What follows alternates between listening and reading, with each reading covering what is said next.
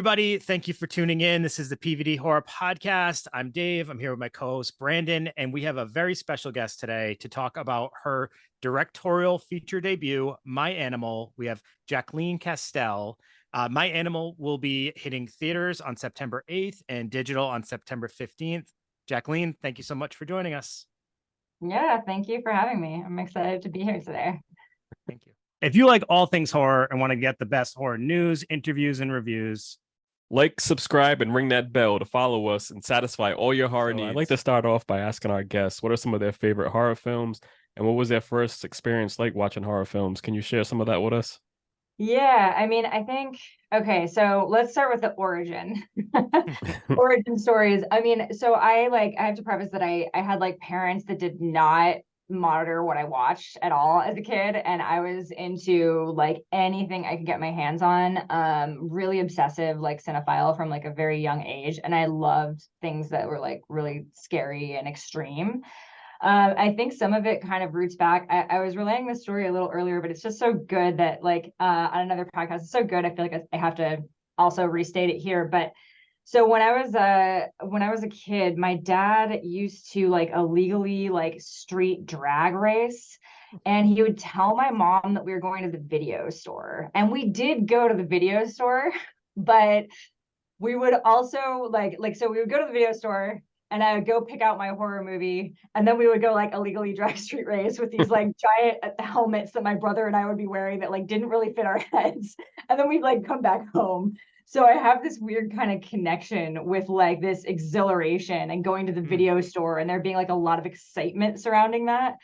And one of the films that really like stuck with me as a kid, like really young, it was like this VHS store in like Topeka, Kansas, where I grew up in a few different places when I was younger. And when I was there, there were like all those like, big box, like like Disney films and stuff, Yeah.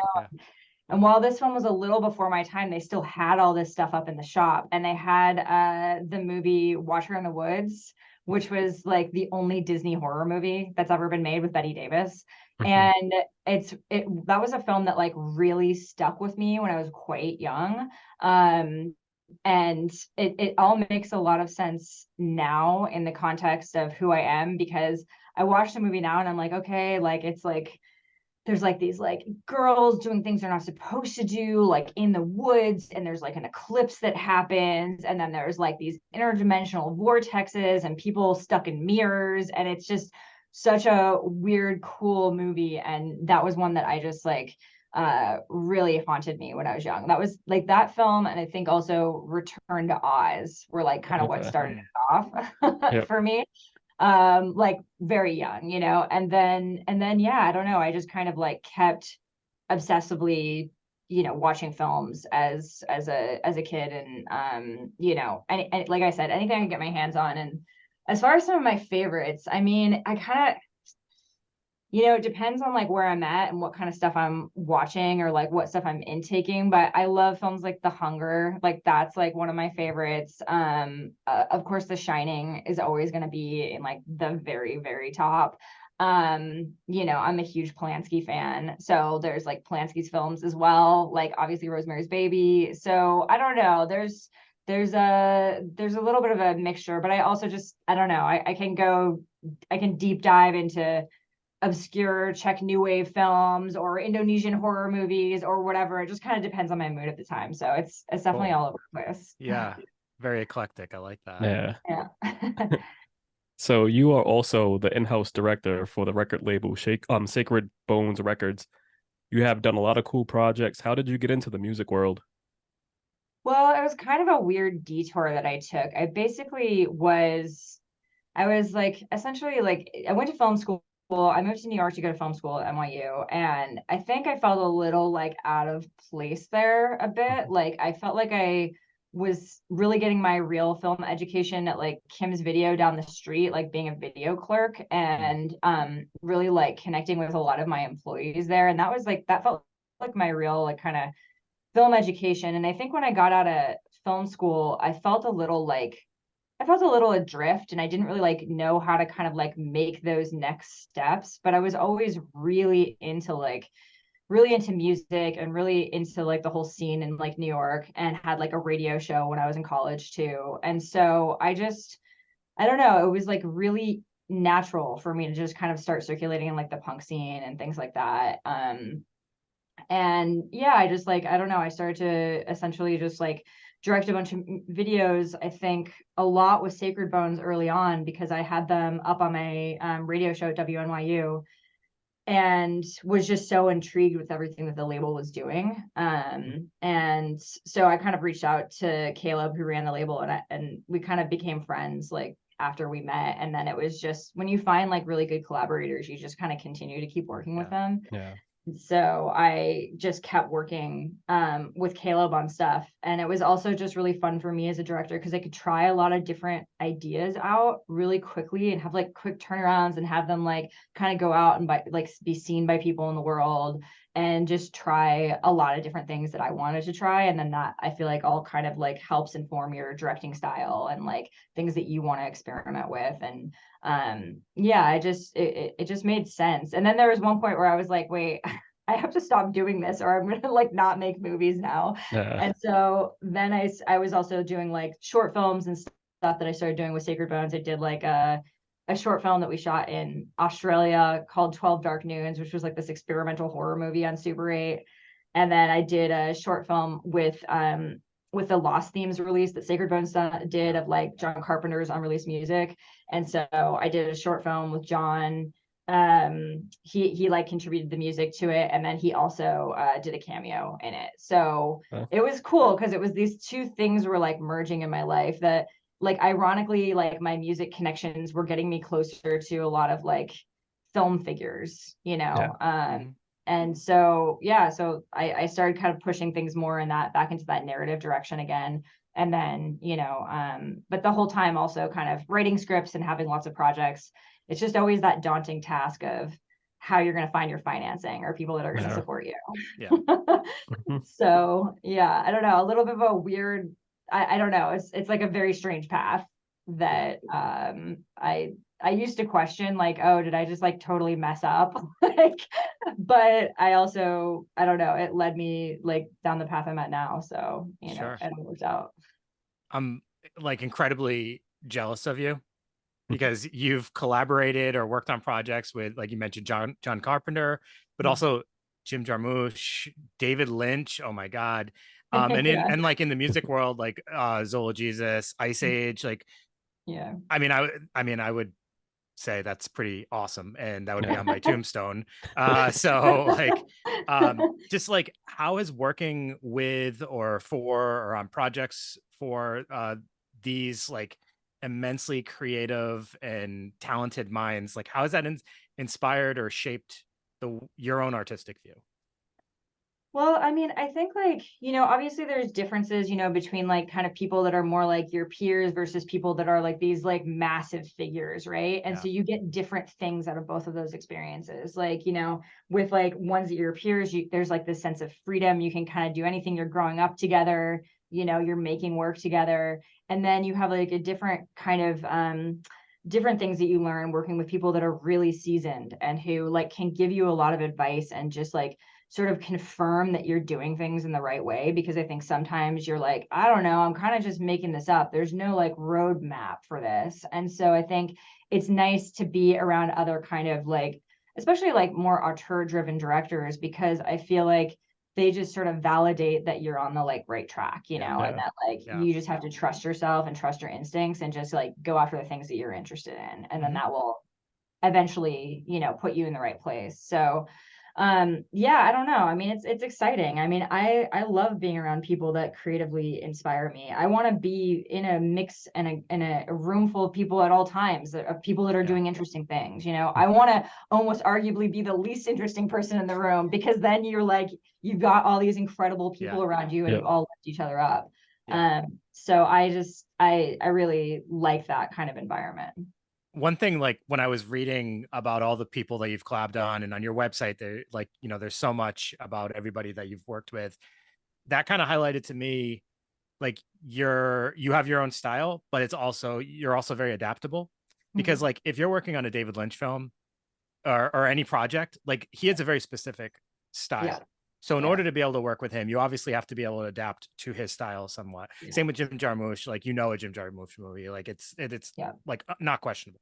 Yeah. So you have to be able to adapt to other people's style and also be able to like keep your own artistic creativity and all that stuff. So I think that kind of speaks volumes to your abilities and things like that. So that was very cool. Yeah, yeah, definitely. I mean, I think that's something that's like part of a skill set of like of working on, like, especially when you're working on like music videos. For me, I was always, it was really dictated for me by just like listening to the music and what was in the music. And then that was conjuring different types of images or feelings, or, you know, like it, like visions for what it should be, you know, or like how to kind of like approach each project differently. So I feel like there was just a lot of experience with that. But yeah, I mean, it's funny because then when I kind of pull back and I can look at everything collectively, I'm like, okay, this all hangs together. It's all like, it's all me in there. It's just like these different sort of like versions of myself, you know, and what comes out in different types of collaborations. Yeah.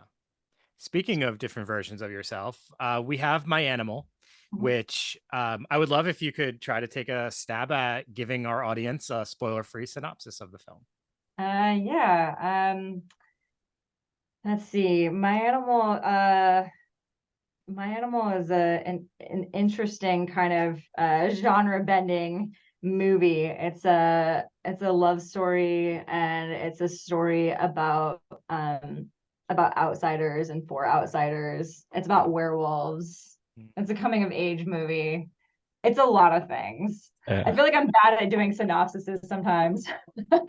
No, that's right on.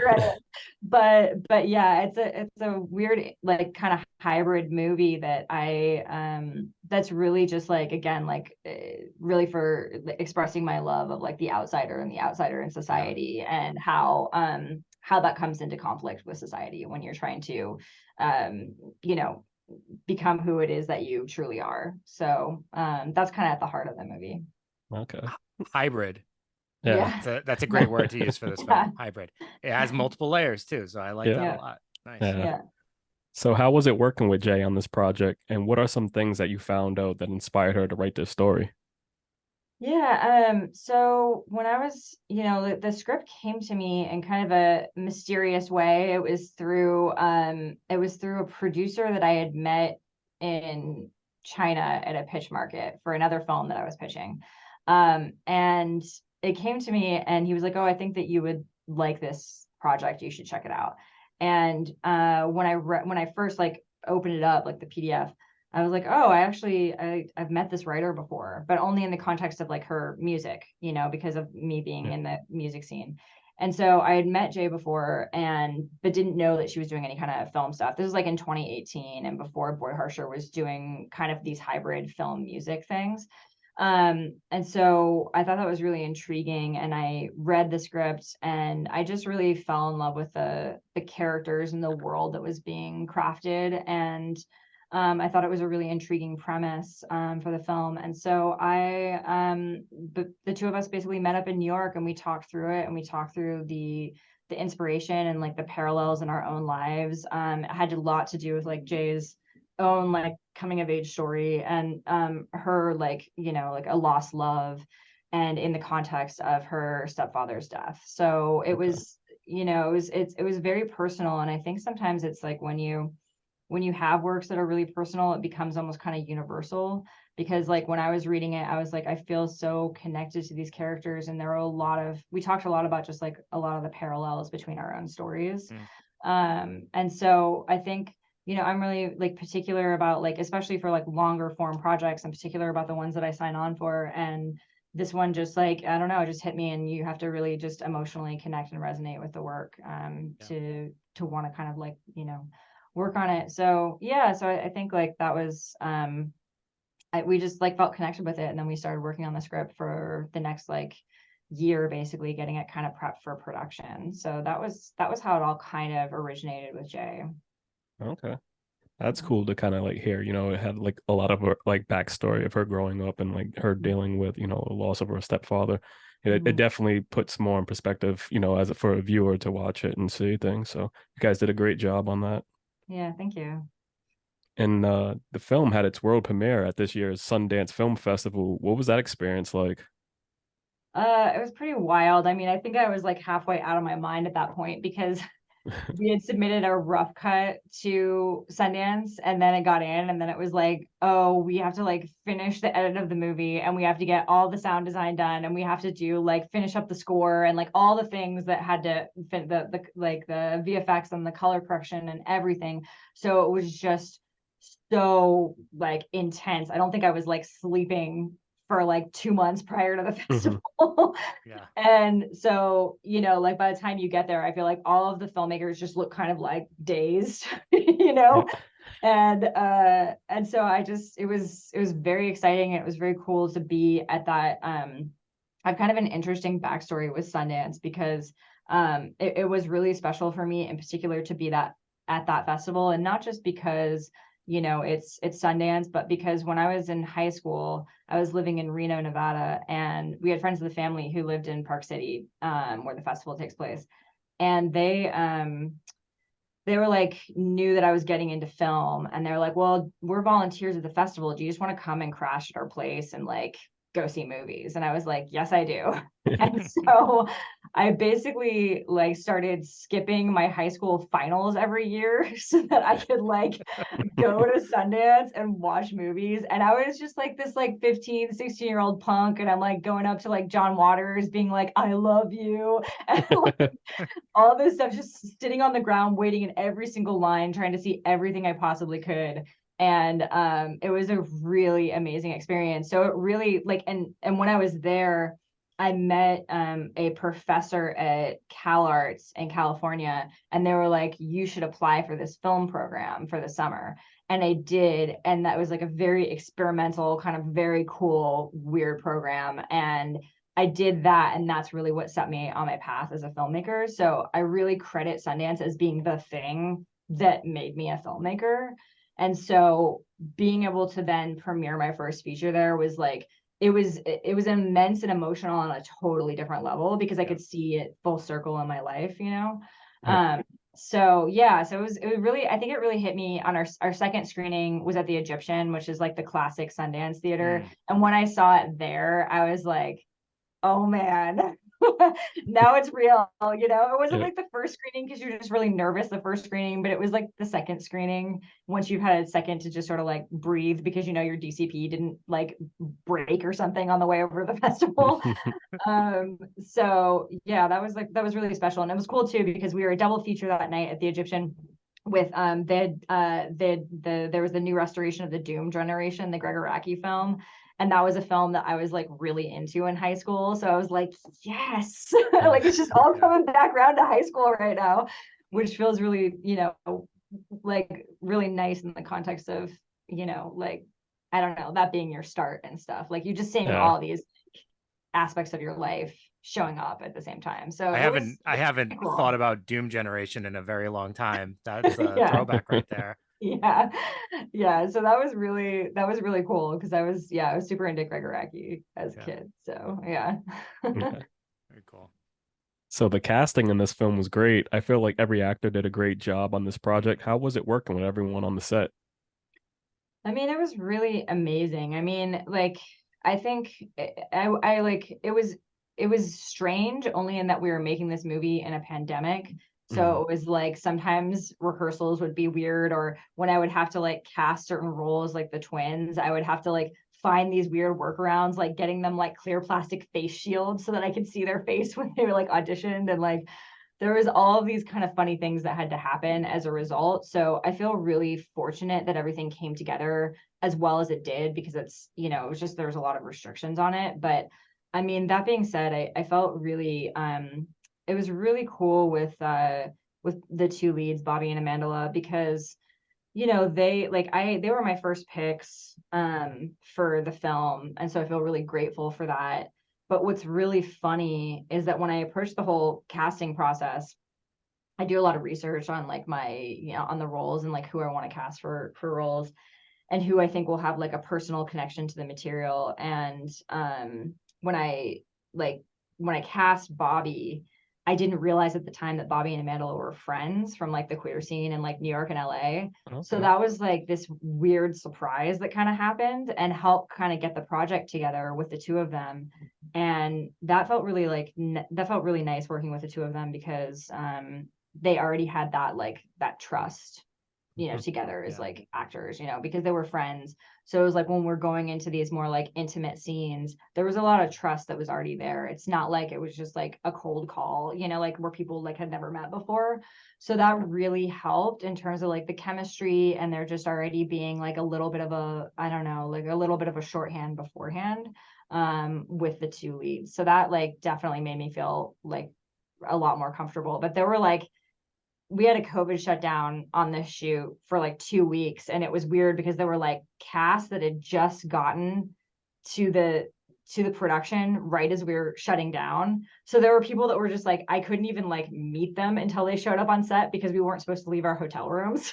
And so the whole thing was like very like surreal, like putting the whole movie together and at every turn not knowing if it was gonna like actually like get finished or not. But yeah, that being said, I feel like really grateful for how all the casting came together on the movie. Yeah, because this was the first film that I had seen Bobby like star in, so she was a great job. You know, she did a great job in this film. Amandla, you know, I had seen her work in Bodies, Bodies, Bodies, and the movie The Hate You Give.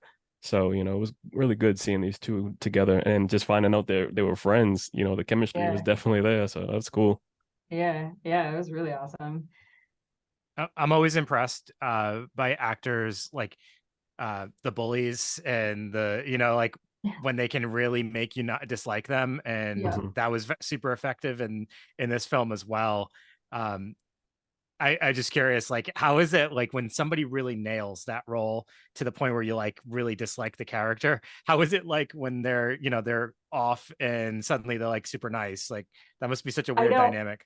I know, it's very funny. Corey like was so amazing. I was so nervous about like that role because I hadn't found the person that I wanted to work with yet on that role, and it was really important to me that it was like handled in the right way. And I'm like particular about my roles and particular about my villains. And so I remember I got like a bunch of the like tapes for all of the actors that were like trying out for the role of Rick. And I was just like, no, no, no, no, no, no, no. And then he showed up and I was like, his audition was so good. And I was like, okay, I'm casting him. You got the job. Because he was so good at like kind of encapsulating what I was like really looking for in that character. And he it's so funny though, because Corey is such a sweet guy. He's so sweet. And he actually, you know, it was one of those things where he knows he can kind of play those types of roles. But it was interesting talking to him beforehand. We were all really nervous right before this sort of like end fight scene. And I think he was really nervous because he was like, I know I have to go to this like very dark place to like do this scene. And he was like worried that he was like, I'm gonna have to just completely let go. And he was worried that it was gonna be too much, you know, because he wanted to also be like sensitive to our other actors and sensitive with Bobby, and like didn't want that to be like, you know, like that's such an intense energy and against his whole ethos of like who he is as a human being. So it's very that night felt really intense. There was a lot of nervous energy for both Bobby and Corey. And I don't know, I could feel it, you know, like I could really feel the tension, which in some ways was like good. It's good. You need to keep that energy. And sometimes you need to allow a set to go into kind of that sort of place energetically while also making sure everybody always feels supported, you know? So yeah, it's always like a really interesting psychological experiment when you're on set with people, you know? It's definitely like a fine line. Like you want something to come across as authentic and as real as possible, but you also don't want everyone to walk away feeling violated or disrespected or anything like that. But the scene was super effective, 100%. Like that was a very intense scene. Thank you. And you know, speaking of like layers and, you know, people portraying themselves as one way and then actually having something deeper in them, like that's a big part of what this film's about. So the idea that we're hiding a part of our identity really comes out in layers with our main character, without giving too much detail.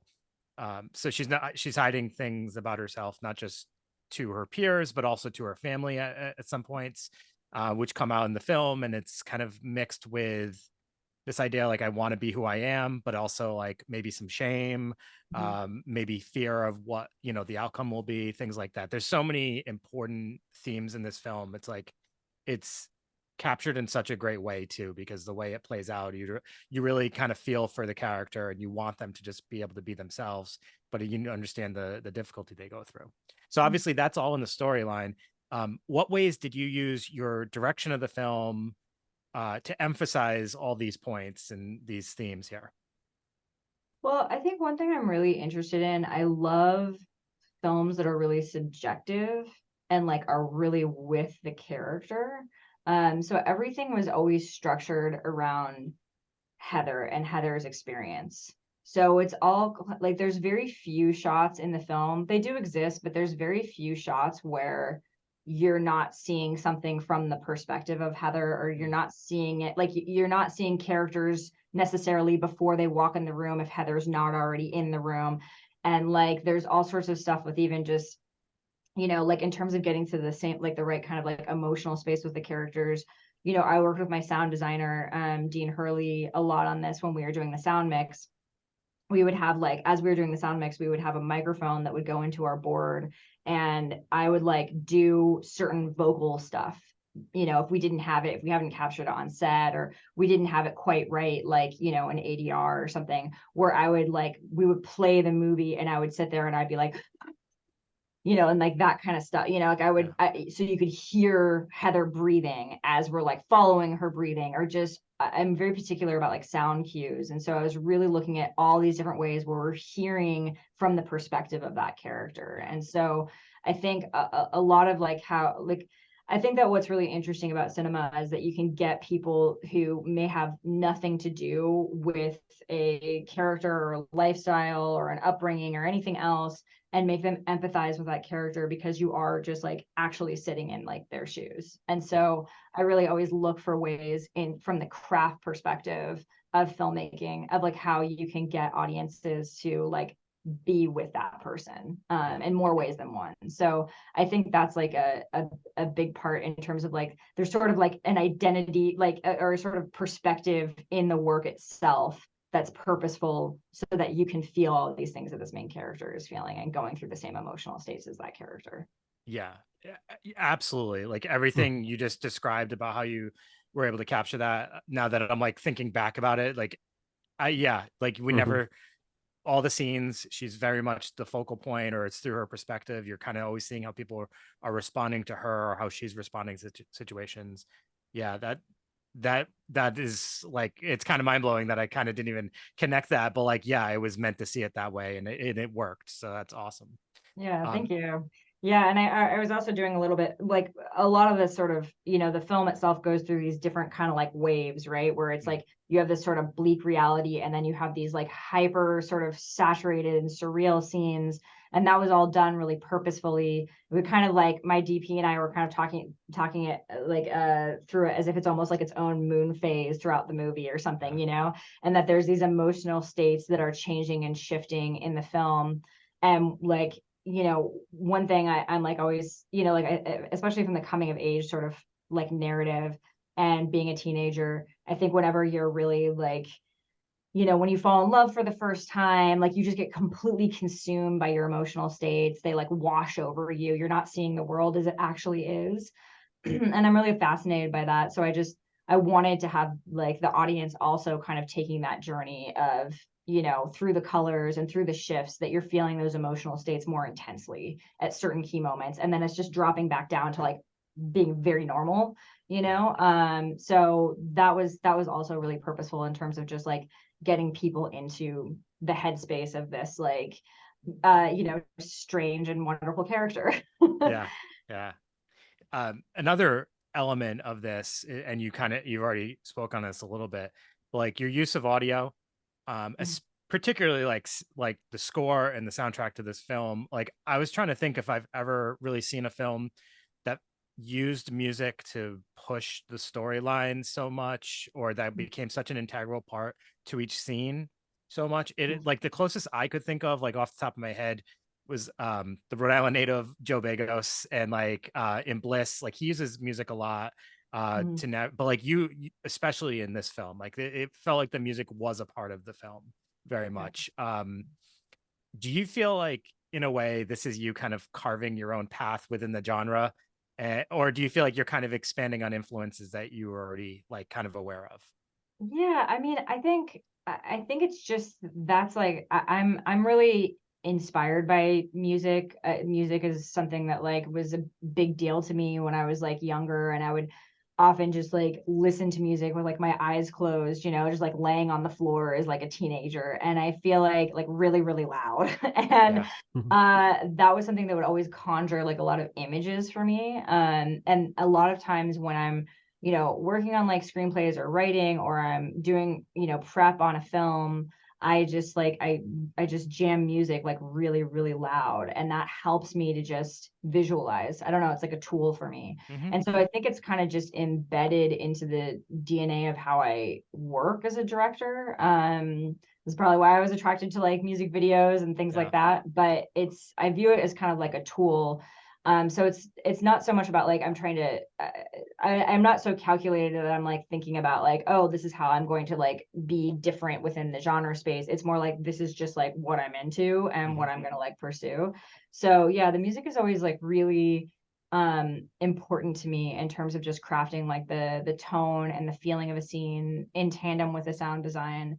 And so yeah, I'm always, even when we didn't have the score, when we were editing, we were using, you know, Augustus Muller, who Gus, who does the score for the film, is one half of Boy Harsher, and I was taking Boy Harsher tracks without the vocals on it and using that to cut with during certain scenes in the film that I knew were going to need like score. So it was all about, for me, I was like, okay, I know this isn't exactly the song we're going to be using or exactly the score, but there's going to be a similar rhythm and sensibility because it's being made by the same people. Yeah. And so that was something that I used a lot to cut. And then once we started getting like the score back, then I started making little adjustments if things were like offbeat or not quite, you know, where they needed to land. So yeah, music is, I think, it's just always going to be really important for me as a director, and that's how I see that happening with pretty much probably all the films in the future. Maybe at one point I'll get sick of it and I'll do something different, but for now it's definitely going to be at the forefront. I mean, there's definitely like individuals that really gravitate to films like that. I think one of the things that Brandon and I both probably connected to this film so much about is like the music aspect of it, because we're both like really big with music, and that was like the first thing I noticed. I was like, oh, I'm gonna like this film. I can tell just like like as soon as it started, I was like, this is right up my alley. It felt to me like Hilary Swank in like Boys Don't Cry, but like with like a really nice like you know, music soundtrack to it. It just was connected with us really well, so that was great. Oh, cool. Awesome. Yeah, and it was really cool too to see like, you know, Jay kind of like keep it going, because with their project before this, The Runner, you know what I mean, that was a cool like music video like film. So now to see, you know, a little bit more put into it is kind of cool, you know, seeing where everything was taken. But I have to say, like, I've never really watched a film that that captures like a drug trip like this. I felt like I was on something during that scene. The cinematography in this film was like on another level. How was it working with Brian McCashin? Oh yeah, I mean, so yeah, I mean, Bryn was awesome. I mean, okay, it's a funny story with the cinematography, because so I had another person attached to the movie, and then there was another project that he was working on that kind of like made it difficult, like with the timing, to be able to work on the film. And so I was in this scramble basically, where I had like, I don't know, less than 2 months to find my DP after thinking that I had a DP. And so I was just like, it was like this mad dash. It was a Canadian film because I'm American and also Canadian, but most of my base is in like New York or in LA or in the US. And so I felt like, I was like, oh no, what am I going to do? How am I going to find the right person for me, especially when I'm so specific about like how I like to shoot things? And so I was just like going down this like wormhole on like Instagram, just like trying to find all these DPs in Canada. And I came across Bryn's work, and I was just like, he had just done music videos. He had never done a feature film before. Very young guy. And I was just like, I think he was like 26 or something when I hit him up. And I was like, hey, so I really like your work. Do you want to consider like, working on this feature? And I think he was just sort of like shocked, because it's like, why is this random person from New York City like hitting me up? And he lives in Vancouver. And basically we started talking, we did like a Zoom, and I really liked his vibe and like attitude. And obviously I liked his work. And, and then basically I think it was really nuts the way the timelines came, like the way all of it happened, where basically he was in Toronto for like a commercial gig, and I was there about to get a plane to Timmins, Ontario, where we were going to shoot the movie. And I was like, so I know you're supposed to fly back to Vancouver tonight, but do you want to come to Timmins instead and see if you want to make this movie together? And he was like, yes. So he didn't go to his plane, went to Timmins, Ontario instead. And we did a whole location scout, and we decided, okay, we're just going to do this. But it all happened so fast, and I was really nervous and scared. But then we basically just like worked so hard all through like Christmas and New Year's. We basically like every day we were on Zooms for like, 12 hours, just like hammering out the shot list and going over the philosophy of the picture and like how we wanted to craft the image. And it just felt really natural, and like we were just speaking the same language. And so I was like feeling more and more confident. And then by the time we got on set, I was so impressed seeing the way that he like handled his team and the way that he just like conducted himself on set. I was like, this guy is wise beyond his years. And like it was really like, it felt really gratifying to me, because I was like, I took a major risk on this one, and it totally paid off. But it was like really it was really scary, at first.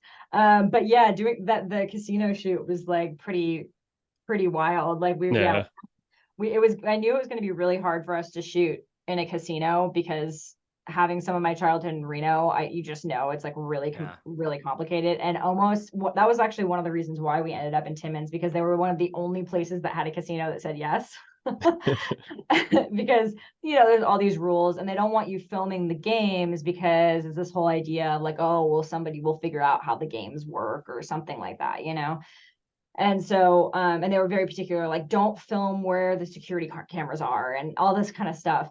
But it worked. It totally worked out, and we shot a bunch of cool stuff. And then I worked a lot with my co-editor Mark Bucro. Also did a lot of coloring on the movie as well. He's one of the co-colorists, and he's an unreal colorist. He's like worked with Gaspar Noé for like years and years and years and years and years. They're key collaborators with each other. And so he really knew how to kind of like land that look too, just in the color grade.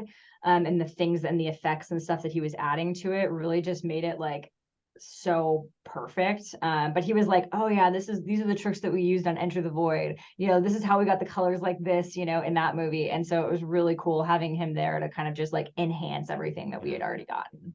So it was a combo of everyone doing excellent work together. Yeah. That's awesome. This film was definitely in some very good hands. So it definitely got good treatment, I think. Yeah. So I had a non-My Animal related question. It just kind of popped in my head. So you've worked with and collaborated with a lot of talented people. Mm-hmm. Who would be like, let's say your next feature film, you get to collaborate with whoever you want. Who would you be really like wanting to collaborate with? Oh man. I mean, gosh, I feel like there's probably an infinite number of people that I could see myself collaborating with and being really excited to work with. I mean, man, that's a hard one. I feel like I'm gonna be like drawing lines in the sand or something if I choose just one. But okay, maybe I'll do it. Maybe I'll answer this. Let's see. God, it's really tough. I feel like it would be more along the lines of like, actors that I love that I don't know if I would ever, like, are people that have passed away or people that I wouldn't have been able to work with or something like that. Maybe that's a safe answer. But let's see. One of my favorites, probably Dennis Hopper. Okay. Dennis Hopper. If I could work with Dennis Hopper, that would be like pretty unreal. Like he's a Yeah. big inspiration. So That's awesome. yeah. Are you a big Blue Velvet fan? Oh yeah, I love Blue Velvet. Also, another film that he's in that he directed, Out of the Blue, was like a reference for this film. I love that film so much. Linda Manz is like unbelievable as like a child actor. So yeah, I don't know. He's just got the right vibe, the right attitude. Yeah. I just really love like everything he does as an actor and a director. Awesome. Awesome. Thank you for entertaining that question. Oh yeah, no, I just took me off guard. I was like, oh man, I don't know. Because it also depends on the project, right? And Sure. depends what kind of project you're doing and what makes, because there's like a dream cast or a dream collaborator for one film, and then it's different for another film, you know? Are you Yeah. working on anything currently?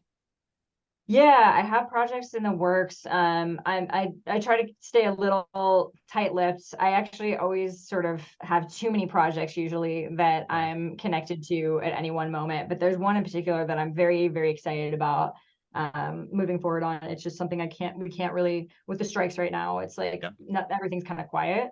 So I'm just prepping things on my own creatively so that it can, once everything's lifted, then, you know, we can go out with it full force. Awesome. Awesome. So that kind of answers what's next then when it's a secret. Yeah. Yeah. So I already mentioned like your website's great. So I definitely encourage people to check out your website. And can you tell them where else they can find you? Yeah, I mean, like, I guess like my website, like my like personal social media, I guess for like kind of more updates. My Animal has a film, myanimalfilm.com. It's going to be at Alamo Drafthouse nationwide, September 8th. Yeah, and then, you know, everything is kind of all over the place, like the short content stuff, short films, everything from like, you know, Shudder to YouTube to Vimeo, you know, everything's all over the place. So, but I think probably my website is where you can kind of, it's a central sort of connector to all the different projects. Perfect. Jacqueline, thank you so much for joining us and giving us the honor of being able to check out My Animal. We absolutely loved it. Thank you. Yeah, absolutely. Thank Appreciate it. Yeah. All right, everybody, make sure you check out My Animal, whether you're checking it out in theaters or getting it on digital. We really highly recommend this. So we hope you enjoy. And thank you for listening. Have a great day.